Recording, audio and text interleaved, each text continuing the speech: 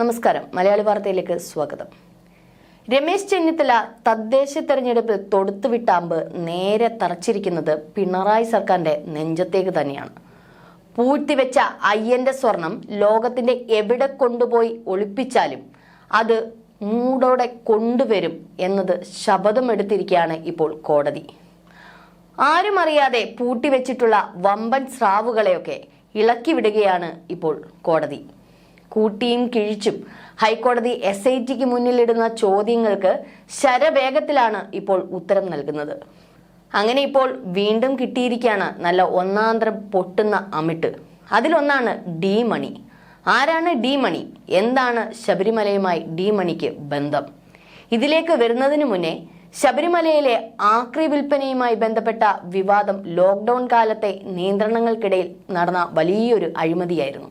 ഇപ്പോൾ ആ സംശയം ബലപ്പെടുന്ന തരത്തിൽ തന്നെയാണ് കാര്യങ്ങൾ. കോവിഡിന്റെ രണ്ടാം തരംഗത്തിന്റെ സമയത്ത് 2021 ഭക്തർക്ക് പ്രവേശനമില്ലാതിരുന്ന കാലത്ത് സന്നിധാനത്തെ പഴയ സാധനങ്ങൾ ആക്രിയായി വിറ്റഴിക്കാൻ തിരുവിതാംകൂർ ദേവസ്വം ബോർഡ് തീരുമാനിച്ചത്. ആക്രി ഇടപാടുകളിൽ ഡി മണി എന്ന് വിളിക്കപ്പെടുന്ന വ്യക്തിയാണ് ഇടനിലക്കാരനായി പ്രവർത്തിച്ചത്. വഴിപാട് മിച്ചം ലേലം പിടിച്ച ഡി മണി അന്ന് ആക്രി ലേലവും പിടിച്ചു. ആക്രി മാത്രമല്ല, ഇതിന്റെ മറവിൽ അമൂല്യമായ പല വസ്തുക്കളും അന്ന് കടത്തുകയായിരുന്നു. ലേലം ചെയ്ത ആക്രി സാധനങ്ങൾക്കൊപ്പം സന്നിധാനത്തെ അമൂല്യമായ പഞ്ചലോക വിഗ്രഹങ്ങളും സ്വർണ്ണപ്പാളികളും കടത്തിയത്രേ. അങ്ങനെ ഈ വിലപിടിപ്പുള്ള സാധനങ്ങളുമായി ഇയാൾ പമ്പയിലെത്തി. പക്ഷേ അവിടെ വെച്ച് പോലീസ് പിടിക്കുന്നു. എന്നാൽ പോലീസ് പിടിച്ചെങ്കിലും കേസൊന്നും എടുത്തില്ല, വെറുതെ വിടുന്നു. ഈ ആക്രി ലേലം പിടിച്ച സാധനങ്ങൾ കൊണ്ടുപോയതുമില്ല, പോയതും മറ്റു ചില സാധനങ്ങളാണ്. പൂങ്കാവനത്തിന് പുറത്ത് രാത്രിയിൽ ലാഹയിൽ അത് ഉപേക്ഷിക്കുന്നു. എന്തോ വിലപിടിപ്പുള്ള സാധനങ്ങൾ എടുത്ത ശേഷം ബാക്കി ഉപേക്ഷിച്ചുവെന്ന് അന്ന് തന്നെ നാട്ടുകാർ പരാതി പറഞ്ഞിരുന്നു.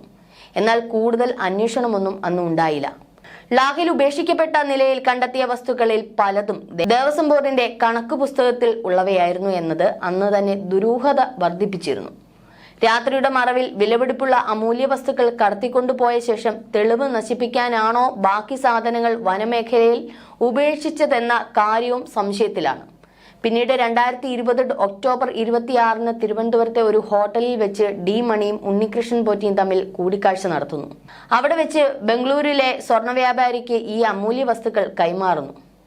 പിന്നീട് തമിഴ്നാട് വഴി വിദേശ രാജ്യങ്ങളിലേക്ക് കടത്തി. ഇതാണ് ഇപ്പോൾ കഥയുടെ ഏകദേശ പ്രാഥമിക നിഗമനം.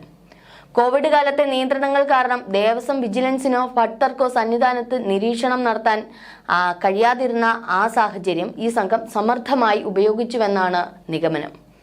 ചന്ദ്രഗ്രഹണ സമയത്തെ ആചാരപരമായ പ്രത്യേകതകൾ പോലും വിഗ്രഹങ്ങളിലെ സ്വർണ്ണപ്പാളികൾ ഇളക്കി മാറ്റാൻ ഈ സംഘം ഉപയോഗിച്ചുവെന്ന ഞെട്ടിക്കുന്ന മൊഴികളും ചർച്ചയായിട്ടുണ്ട്. മാത്രമല്ല, ദേവസ്വം ബോർഡിന്റെ കർശനമായ മാനദണ്ഡങ്ങൾ പാലിക്കാതെയാണ് ലേല നടപടികൾ നടന്നതെന്നും ഇതിൽ ഉന്നത ഉദ്യോഗസ്ഥർക്കും മുൻ മേൽശാന്തിക്കും പങ്കുണ്ടെന്നും ആരോപണം ഉയർന്നിരുന്നു.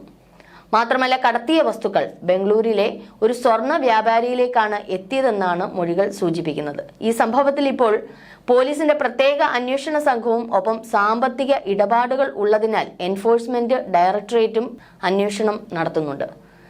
സന്നിധാനത്തെ CCTV ദൃശ്യങ്ങളും സ്റ്റോക്ക് രജിസ്റ്ററുകളും പരിശോധിക്കും. ശബരിമല സന്നിധാനത്തെ ദ്വാരപാലക ശില്പങ്ങളിലെ സ്വർണ്ണപ്പാളികൾ ഇളക്കി മാറ്റുകയും അമൂല്യ വസ്തുക്കൾ കടത്തുകയും ചെയ്ത സംഭവത്തിൽ ഞെട്ടിക്കുന്ന വെളിപ്പെടുത്തലുകൾ തന്നെയാണ് ഇപ്പോൾ പുറത്തേക്ക് വരുന്നത്. തട്ടിപ്പ് സംഘത്തിലെ പ്രധാനിയായ ഡി മണിയാണ് ഈ വിഗ്രഹങ്ങൾ കൈവശപ്പെടുത്തിയതെന്ന് അന്വേഷണത്തിൽ ഇപ്പോൾ വ്യക്തമായിട്ടുണ്ട്. ഒന്നാം പ്രതി ഉണ്ണികൃഷ്ണൻ പോറ്റി ഇതിന് ഇടനിലക്കാരനായി പ്രവർത്തിച്ചു അത്രേ.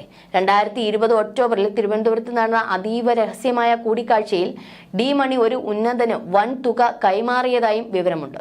ഡി മണി എന്നാൽ ദാവൂദ് മണി എന്ന ചർച്ചയും ഇപ്പോൾ സജീവമാണ്. സ്വർണത്തിന് പുറമെ ശബരിമലയിൽ നിന്ന് 4 പഞ്ചലോക വിഗ്രഹങ്ങൾ കടത്തിയതായി ഒരു പ്രവാസി വ്യവസായി മൊഴി നൽകിയതും പ്രത്യേക അന്വേഷണ സംഘം ഇപ്പോൾ ഗൗരവത്തിൽ എടുത്തിരിക്കുകയാണ്. പുരാവസ്തു തട്ടിപ്പ് സംഘത്തിലെ പ്രധാനിയായ ഡി മണിയാണ് ഈ വിഗ്രഹങ്ങൾ കൈക്കലാക്കിയത്. ഇയാൾ തിരുവനന്തപുരത്ത് വെച്ച് കൈമാറിയ ആ വൻതുക ഒരു ഉന്നതന് കൈമാറി എന്നുള്ളത് ഒരു രാഷ്ട്രീയ നേതാവിനാണ് എന്നുള്ള ചർച്ചകളും ഇപ്പോൾ പുറത്തേക്ക് വരുന്നു. മുൻ മന്ത്രിയുമായി അയാൾക്ക് ബന്ധമുണ്ട് എന്നതടക്കമുള്ള സൂചനകളുമുണ്ട്.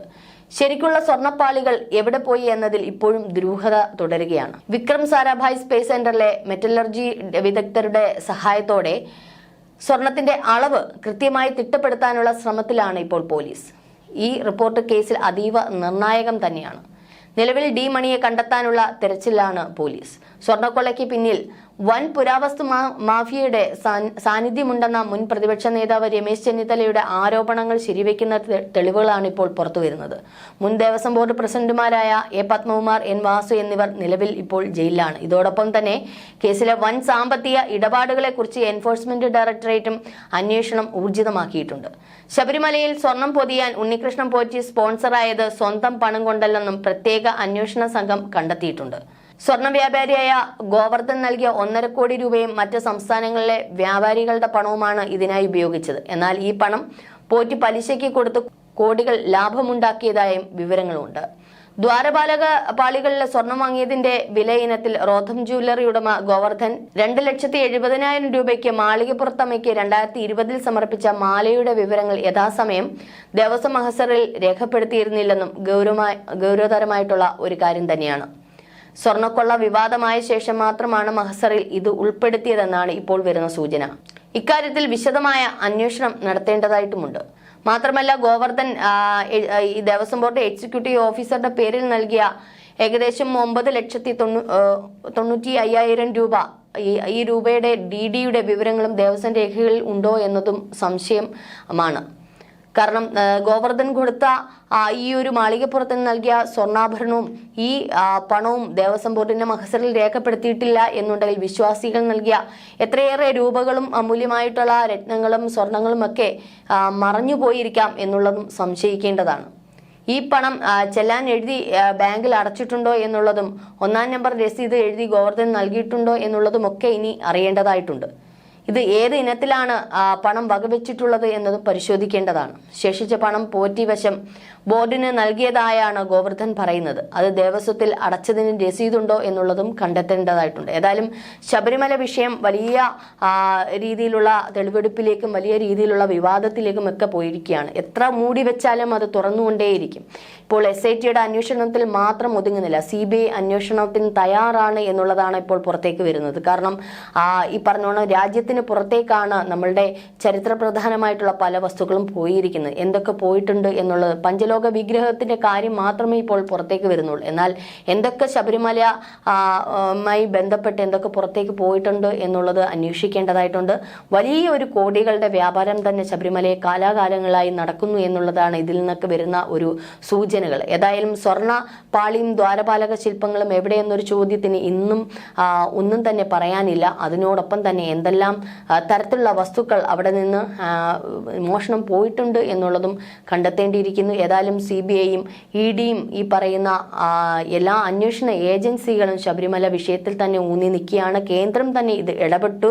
കേന്ദ്ര അന്വേഷണ ഏജൻസികളും കേന്ദ്ര സർക്കാരും അടക്കം ശബരിമല വിഷയം വലിയൊരു രാജ്യ തലത്തിലുള്ള വിഷയമായിട്ട് തന്നെ അത് കാണുകയും അത്രയ്ക്ക് ഊർജിതമായിട്ടുള്ള അന്വേഷണം നടത്തുകയും ചെയ്യുന്നു. ഒപ്പം തന്നെ ഹൈക്കോടതിക്ക് വലിയ രീതിയിൽ ഒരു കയ്യടിയാണ് കൊടുക്കേണ്ടത്. കാരണം ഓരോ ഘട്ടത്തിലും ശബരിമല വിഷയം മൂടി വെക്കുമ്പോഴെല്ലാം അത് തുറന്ന് SITക്ക് അങ്ങോട്ട് നിർദ്ദേശം നൽകി, ഉപദേശം നൽകി അങ്ങോട്ടേക്ക് അന്വേഷണം വ്യാപിപ്പിക്കുക എന്നുള്ള ഒരു നിർദ്ദേശം ഹൈക്കോടതി എപ്പോഴും നടത്തുന്നുണ്ട്. ഏതായാലും ശബരിമല വിഷയം ഇപ്പോൾ രാജ്യത്തിൽ വലിയ രീതിയിൽ ചർച്ച ചെയ്യുന്ന ഒരു വിഷയം തന്നെയാണ്. അന്താരാഷ്ട്ര തലത്തിലേക്കൊക്കെ അല്ലെങ്കിൽ ഈ പറയുന്നത് പോലെ രാജ്യത്തിന് പുറത്തേക്ക് ശബരിമലയിലെ വസ്തുക്കൾ, സ്വർണം അല്ലെങ്കിൽ അയ്യന്റെ ഓരോ മുതലും മോഷണം പോയിട്ടുണ്ടെങ്കിൽ, രാജ്യത്തിന് പുറത്തേക്ക് മോഷണം പോയിട്ടുണ്ടെങ്കിൽ തീർച്ചയായിട്ടും അത് പോയവർ അതിന് വലിയൊരു രാജ്യദ്രോഹ കുറ്റമായിട്ട് തന്നെ കരുതുകയും ചെയ്യും.